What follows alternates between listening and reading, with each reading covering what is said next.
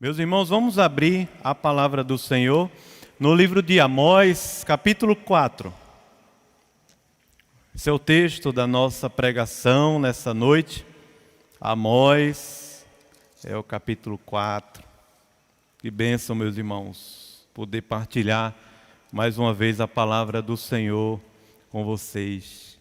Nós vamos ler dos versos 4 ao verso 13 do livro de Amós. Capítulo 4, os versículos 4 ao versículo 13. Façamos essa leitura, depois vamos orar mais uma vez ao Senhor, tá bom? O profeta Amós nos chama nessa noite dizendo: venham a Betel e pequem, venham a Gilgal e pequem ainda mais. Cada manhã tragam os seus sacrifícios e de 3 em 3 dias os seus dízimos. Ofereçam sacrifícios de louvor com pão levedado e proclamem ofertas voluntárias. Tornem isso público, porque é disso que vocês gostam, ó filhos de Israel, diz o Senhor Deus. Também deixei que vocês ficassem sem ter o que mastigar em todas as suas cidades e com falta de pão em todos os lugares, mas vocês não se converteram a mim, diz o Senhor. Além disso, retive a chuva, faltando ainda 3 meses para a colheita. Fiz chover sobre uma cidade e sobre a outra não. Um campo teve chuva, mas o outro que ficou sem chuva secou. Pessoas de 2 ou 3 cidades se dirigiram a outra cidade para beber água, sem conseguirem matar a sede. Mas vocês não se converteram a mim, diz o Senhor. Eu os castiguei com o crestamento e a ferrugem. Os gafanhotos devoraram as hortas e as vinhas, as coisas mais essenciais na mesa do judeu, as figueiras, as oliveiras e as videiras. Tudo foi devorado. E ele diz: mas vocês não se converteram a mim, diz o Senhor. Enviei a peste contra vocês, assim como havia feito lá no Egito. Matei os seus jovens à espada. Deixei que os seus cavalos fossem capturados e fiz com que o mau cheiro dos acampamentos chegasse aos seus narizes, mas vocês não se converteram a mim, diz o Senhor. Destruí alguns de vocês como Deus destruiu Sodoma e Gomorra. Vocês foram como um toco de lenha tirado do fogo, mas vocês não se converteram a mim, diz o Senhor. Portanto, assim farei com você, ó Israel. E porque farei isso com você, prepare-se, ó Israel, para se encontrar com o seu Deus. Porque é Ele quem forma os montes, cria o vento e declara aos seres humanos qual é o seu pensamento. Ele faz da manhã trevas e anda sobre os altos da terra.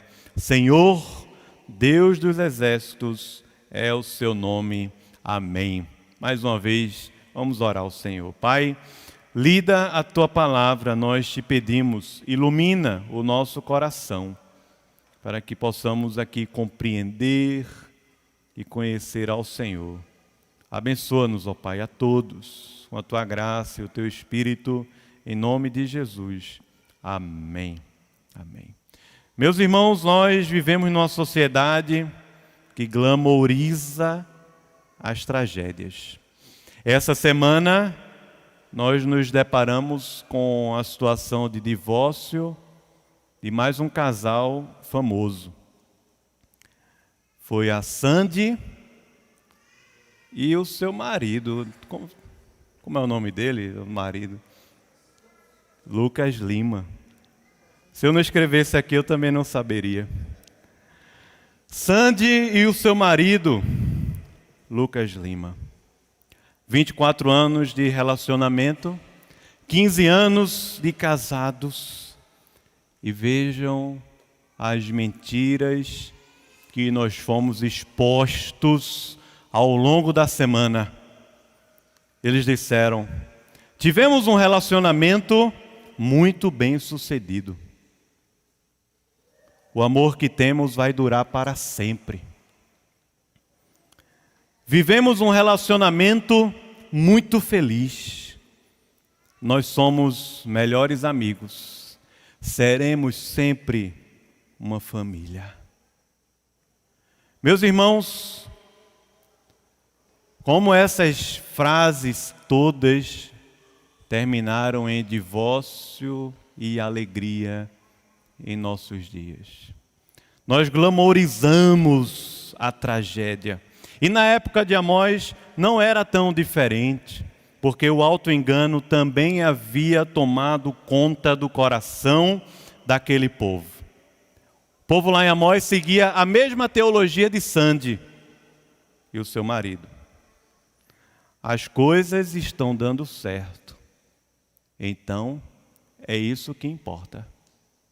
Se as coisas na minha vida estão dando certo, é exatamente isso que importa. Ou, em outras palavras, Deus está ao nosso lado, porque nós estamos sendo bem-sucedidos em tudo. Na vida social, econômica, política, militar e até na vida religiosa. Os cultos em Betel e Gilgal estão cheios. Está crescendo, não tem nem lugar mais, vai ter que multiplicar. Interessante, meus irmãos, como a falsa religião e o auto-engano tomaram conta do coração do povo de Israel, que era chamado o povo de Deus. E, meus irmãos, você precisa abrir muito seus olhos, como eu também, porque muitas vezes a falsa religião e o auto-engano acabam também encontrando um lugar dentro da gente. O povo na época de Amós, como já temos aprendido aqui, vivia assim uma situação aparentemente muito boa. Bem-sucedidos politicamente com Jeroboão II, que reinava já há uns 50, 60 anos. Bem-sucedidos socialmente por causa da prosperidade. Se escondia a opressão.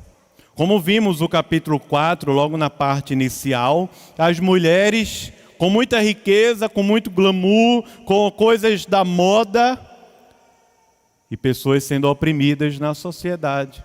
Os homens maltratando e massacrando todos ao redor em busca apenas do vil metal, do status, do dinheiro.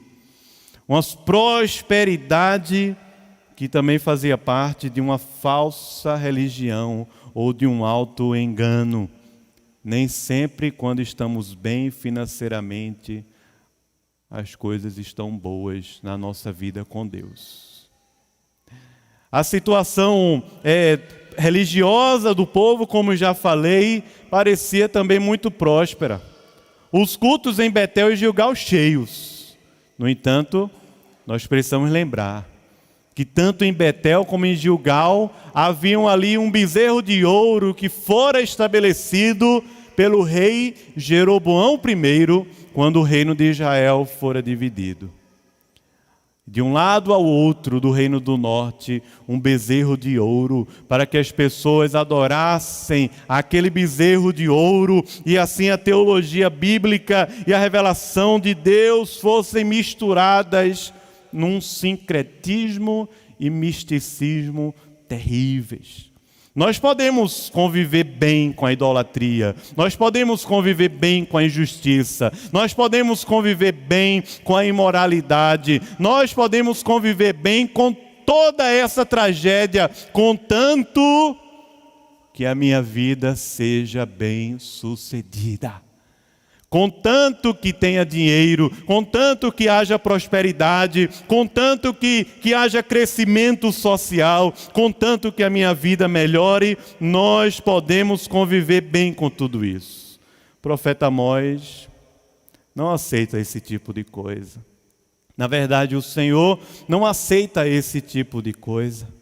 Quando nós confundimos E passamos a acreditar nesse tipo de teologia que Amós revela aqui, que o povo de Deus acreditava. E se a minha vida está bem sucedida, tudo vai muito bem.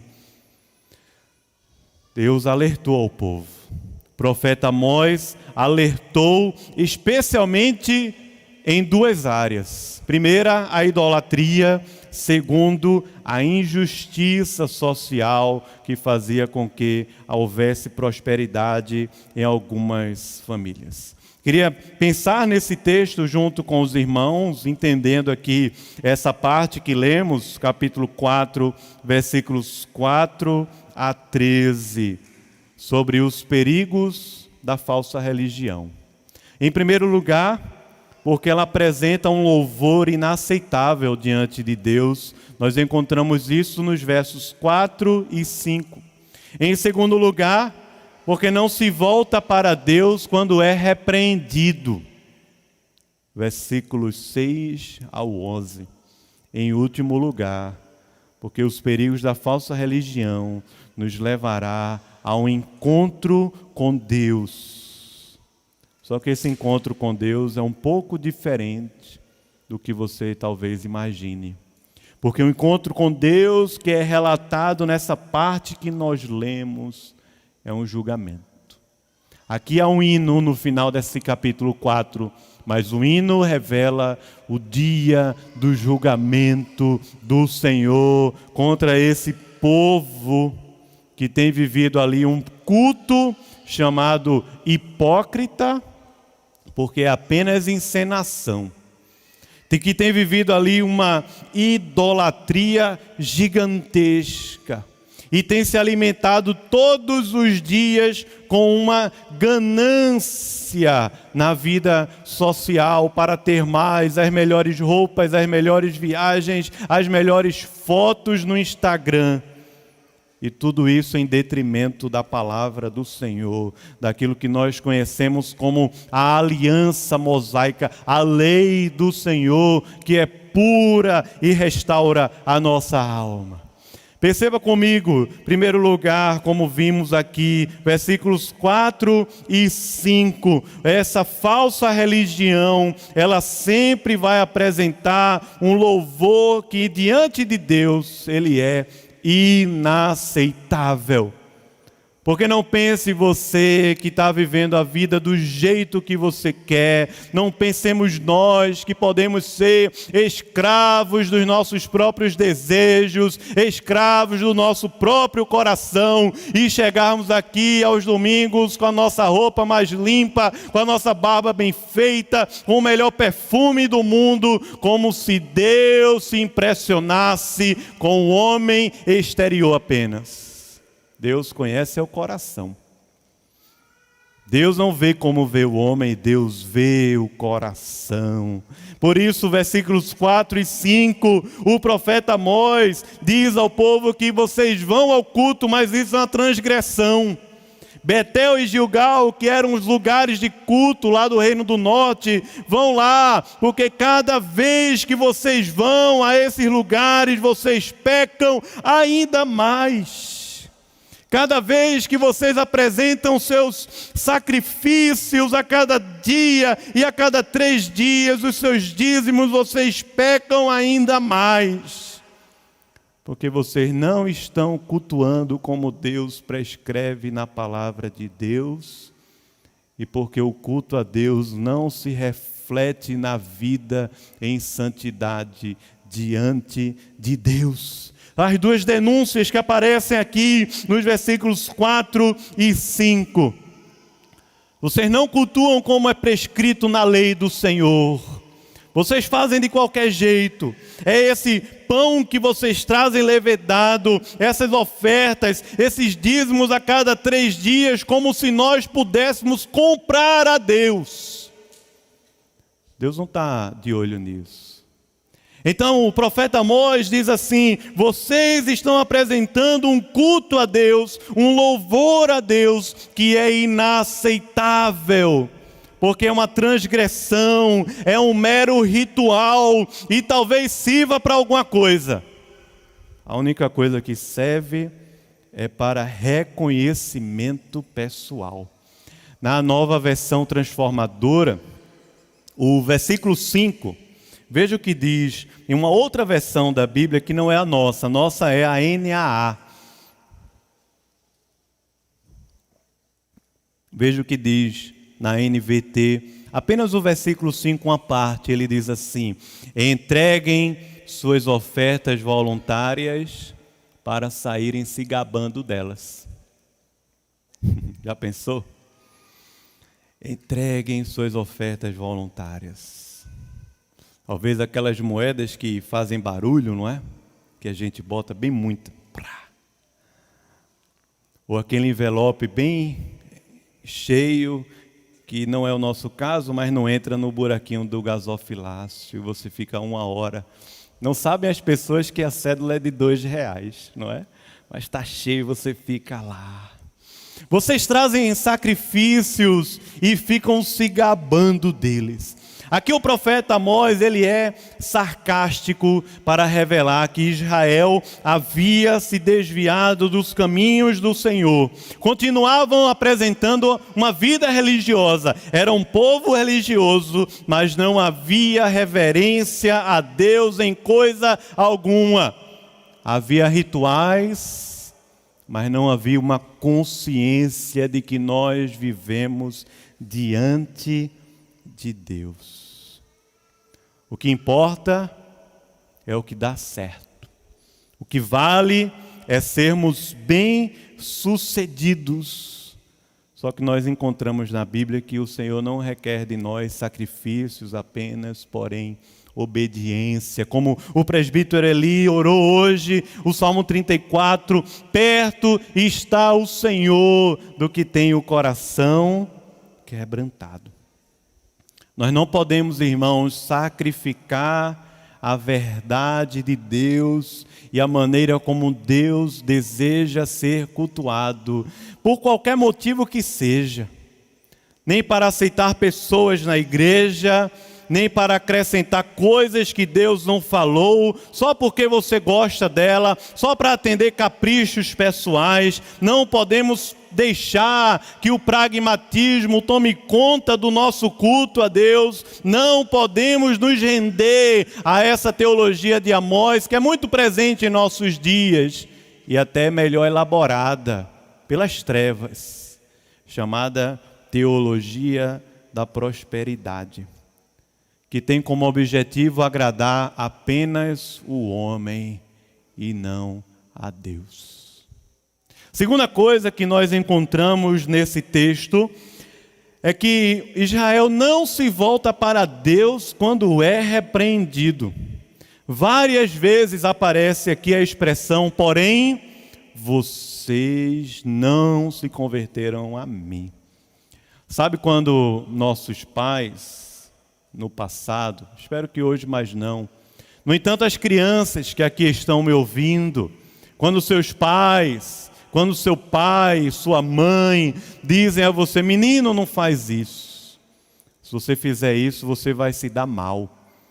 E você pega aí, faz. E quando volta para casa, ou quando vai contar para o seu pai e sua mãe, eles dizem assim, eu não avisei. Não é verdade?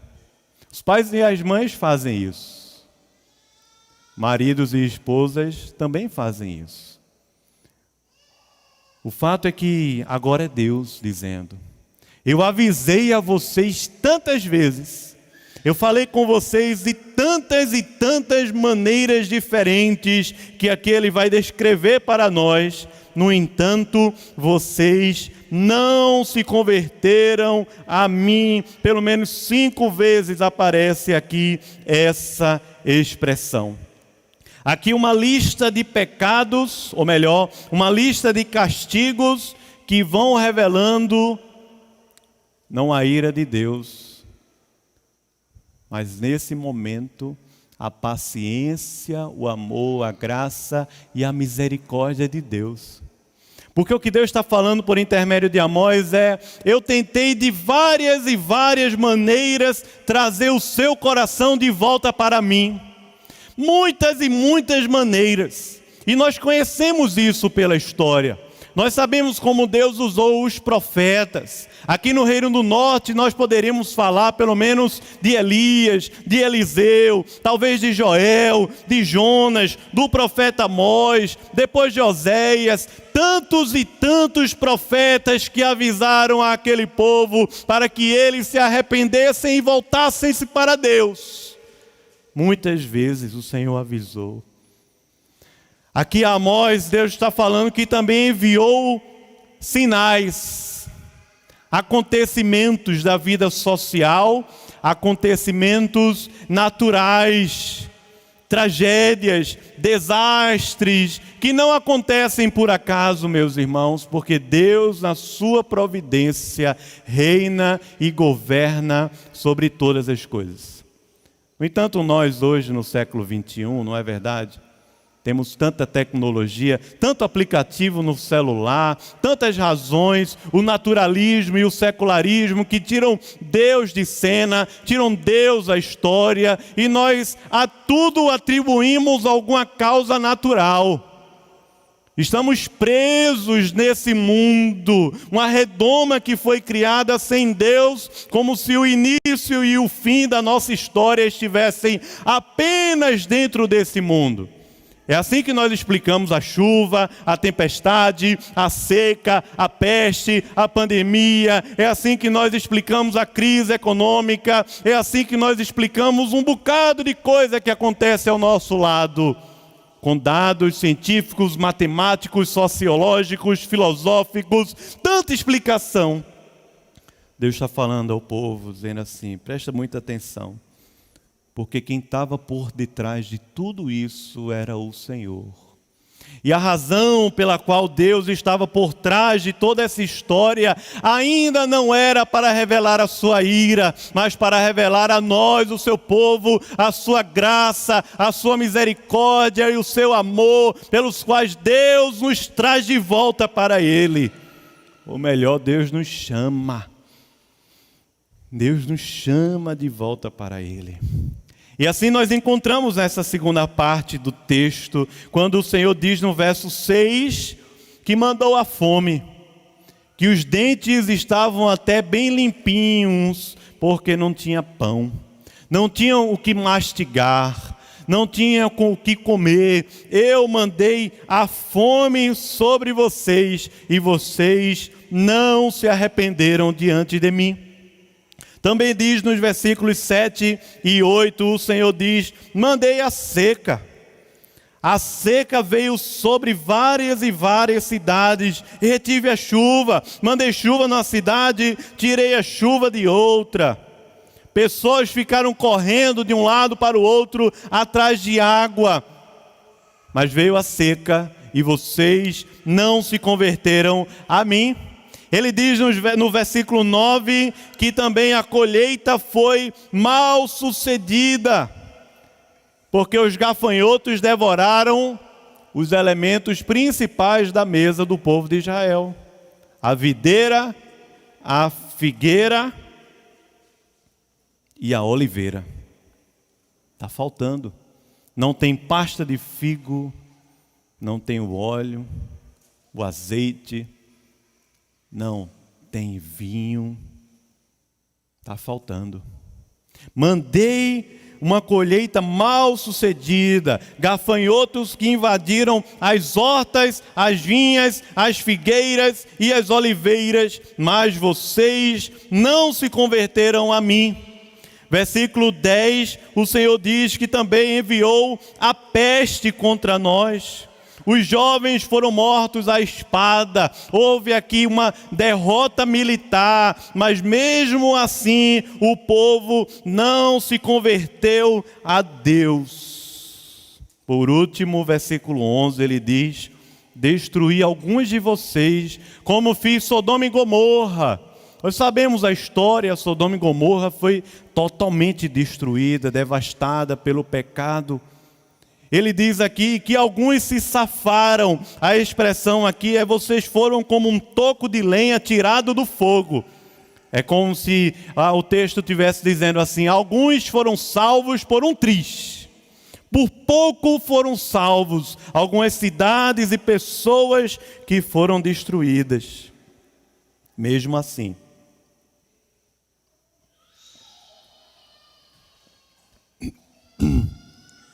mesmo diante da quase destruição, o povo não se converteu a Deus.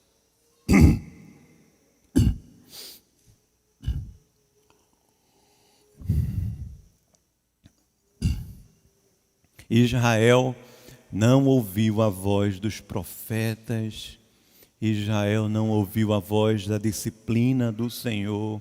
5 vezes Amós repetiu a mesma resposta que o povo deu aos fatos. Tudo que o Senhor estava fazendo era para que o povo se voltasse para Deus. E será que hoje é diferente, meus irmãos? Será que essa doença emocional, será que essa falta de trabalho, será que esse tempo que você tem despendido tentando algum projeto e as coisas não estão dando certo?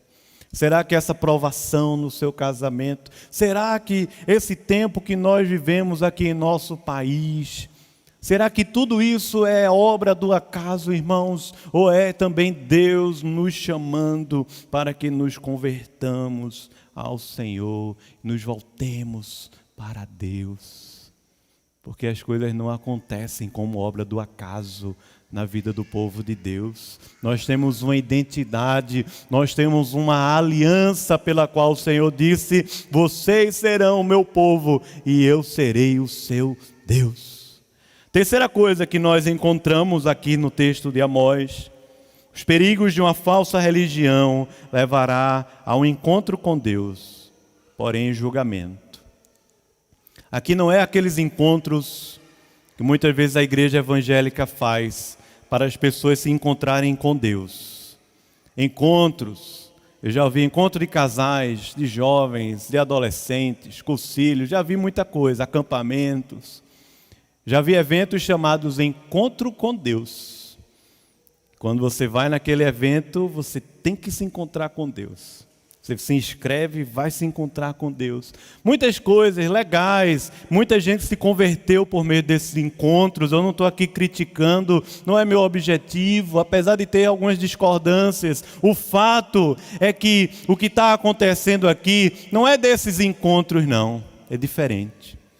O que o profeta Amós está dizendo é: vocês terão um encontro com Deus, e esse encontro será um julgamento. Um juízo, um julgamento, um juízo de Deus. Que coisa terrível. Imagine que alguns de vocês, talvez as crianças aqui, quando trelam, ou vocês quando trelaram em casa, sua mãe dizendo assim: eu não tenho mais o que fazer com você, mas quando seu pai chegar, ele vai conversar com você. Eu digo vocês porque não foi a minha experiência, porque eu fui criado apenas pela minha mãe. Mas quando a mãe diz, quando seu pai chegar, você vai ver. A criança fica durante o dia todo pensando. O que é que ela vai fazer para se livrar daquela disciplina, é ou não é?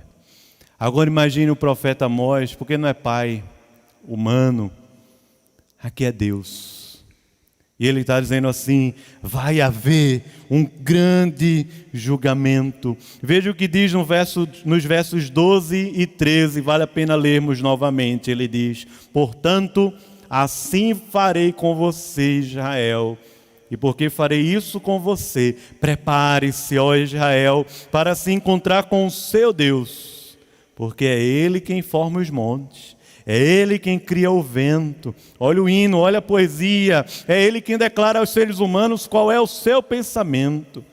É Ele que da manhã faz trevas e anda sobre os altos da terra. Senhor dos exércitos é o seu nome. Aqui Amós encerra essa parte do texto com um hino de louvor a Deus, que engrandece o poder criador do Senhor, mas também deixa claro que virá o dia da execução do seu julgamento, e esse dia está chegando. Para Israel, no Reino do Norte, faltava mais ou menos 30 anos, quando no ano 722 a.C., o Reino do Norte foi totalmente destruído pelo Império da Assíria. Aqui o profeta Amós está dizendo ao povo: vocês terão um encontro com Deus, mas não é daquele tipo lá de Betel, não é daquele tipo lá de Gilgal. Esse encontro com Deus é um encontro de juízo, um julgamento. Será uma manifestação de Deus que se encontrará com o seu povo, com a nação, mas esse encontro será um encontro de julgamento, porque grande é o poder de Deus. Como ele diz no verso 13, ele é o Deus que criou todas as coisas. No entanto, aqui essa palavra tem um tom solene de julgamento. Esse Deus todo-poderoso virá contra você, que ouviu os profetas e não se arrependeu, que viu os sinais, mas não se arrependeu. Esse juízo virá contra você, que tem ouvido todos os domingos os seus pastores pregarem a palavra, mas não se arrependeu, que tem visto sinais, chamando você para mais perto de Deus, mas tem endurecido o seu coração, tapado os seus ouvidos. É muito forte a forma como o profeta Amós termina aqui o capítulo 4. Os perigos que são descritos aqui dessa falsa religião do auto-engano. Como vimos, que apresenta um louvor inaceitável diante de Deus, que não se volta para o Senhor quando é repreendido e que levará a um encontro com Deus que será em julgamento. Meus irmãos, preciso dizer a vocês nessa noite, não caia no auto-engano da falsa religião. Não deixe o seu coração e a sua mente cair nesse engano. Não leve sua família para a vala do auto-engano e da falsa religião que vai destruir a sua alma e talvez a alma dos seus filhos. Meus irmãos, nós temos hoje aqui diante de nós uma advertência. Por isso, não glamorize uma vida longe de Deus. É isso que o mundo tem vendido para você. É isso que as pessoas lá na faculdade têm vendido para você. É isso que a galera lá na escola tem falado para você. É isso que aquela sua amiga que se divorciou do marido e agora se organizou toda para cair na gandaia do mundo tem dito para você. É isso que nós temos ouvido todos os dias nesse mundo caído e quebrado. Mas deixa eu dizer a você nessa noite, não há glamorização de uma vida longe de Deus. Não glamorize uma tragédia de viver uma vida de desobediência aos mandamentos de Deus. Não pense que você será bem-sucedido diante de um divórcio, como dizem Lucas Lima e Sandy. Israel se divorciou do Senhor, mesmo com tantas e tantas e tantas advertências contra isso. Nessa noite nós chamamos você, reconcilie-se com Deus, volte-se para Deus, volte-se para a palavra de Deus. Volte a guardar o dia do Senhor, que é tão precioso para nós. Volte a considerar os mandamentos de Deus na sua vida. Volte a adorar somente a Deus e não a Deus e aos ídolos da nossa alma, que roubam a nossa energia. Meus irmãos, voltemos nós a vivermos uma vida de santidade diante do Senhor. Não glamourize uma vida longe de Deus. Lembra do Salmo 1? Lembra? O que diz um Salmo 1?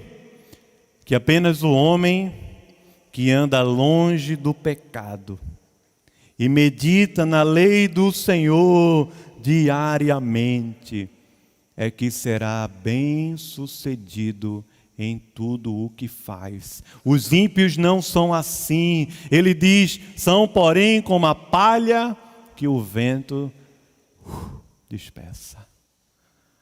No Salmo 1, só será bem-sucedido quem anda longe do pecado, medita na lei do Senhor todos os dias. No Salmo 1 nós encontramos o sentido verdadeiro da palavra felicidade. Ele diz, são bem-aventurados, completos, satisfeitos, aqueles que não glamourizam uma vida longe de Deus, mas vivem longe do pecado, meditam na lei do Senhor. Este será como uma árvore plantada junto a ribeiros de águas, que no devido tempo dá o seu fruto e cuja folhagem não seca, não murcha, mesmo quando vem o dia mau. Meus irmãos, eu espero que você não queira se encontrar com Deus soberano, Criador de todas as coisas, o Todo-Poderoso em julgamento. Porque Amós também pregou ao povo arrependimento, como nós temos pregado aqui arrependimento, como você veio aqui essa noite para ouvir esse sermão. Arrependa-se, volte-se para Deus. Perto está o Senhor dos que têm o coração quebrantado. Perceba os sinais à nossa volta. Quem sabe tudo isso que está acontecendo não é justamente para que o seu coração se renda ainda mais diante de Deus e a palavra de Deus se torne ainda mais profunda na sua alma. Perceba os sinais que o Senhor tem mandado por meio das pregações, como também por meio dos acontecimentos à nossa volta. Porque nós somos cristãos, filhos de Deus. Sabemos que nada acontece por acaso, pois para tudo Deus tem um propósito. E para aqueles que amam a Deus, a palavra de Deus fala, é o seu bem. Você será bem-sucedido. Não diante do auto-engano. Não será bem-sucedido na falsa religião. Não será bem-sucedido desobedecendo aos mandamentos de Deus.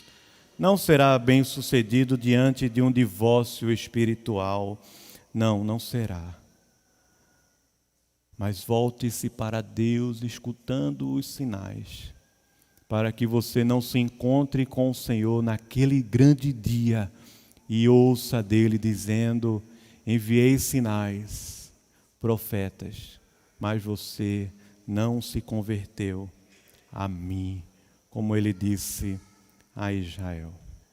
Vamos orar ao Senhor, quero convidá-lo a fazer isso, já também preparando o seu coração para o momento da ceia do Senhor, que nós celebraremos aqui nessa noite, rogando ao Senhor que na sua imensa misericórdia, sua imensa graça, encontre o nosso coração quebrantado em arrependimento diante do Senhor. Oremos ao Senhor, feche os seus olhos. Senhor, nosso Deus, nosso Pai, diante de Ti, ó Deus, nós só temos a clamar por misericórdia, Senhor. Porque é verdade, vivemos em dias onde a lei do Senhor é posta em xeque, como se não fosse nada. Vivemos em dias que somos perseguidos, maltratados, viramos chacota, porque queremos fazer a Tua vontade. E o glamour e a boa notícia é justamente aquilo que está fora da tua palavra. Ó Deus, tem misericórdia de nós, porque muitas vezes o nosso coração começa a acreditar nessas coisas. E como falei essa noite, a glamorizar uma vida longe do Senhor e longe dos teus mandamentos. Ó Deus, tem misericórdia de nós. Dá-nos a graça de sermos fiéis ao Senhor. Dá-nos a graça de termos sempre um coração quebrantado diante da tua poderosa voz, a tua palavra. Ó, nos abençoa, Pai, aqui essa noite. A cada um que está aqui. Quem sabe pessoas que vieram aqui e estão vivendo uma vida longe do Senhor,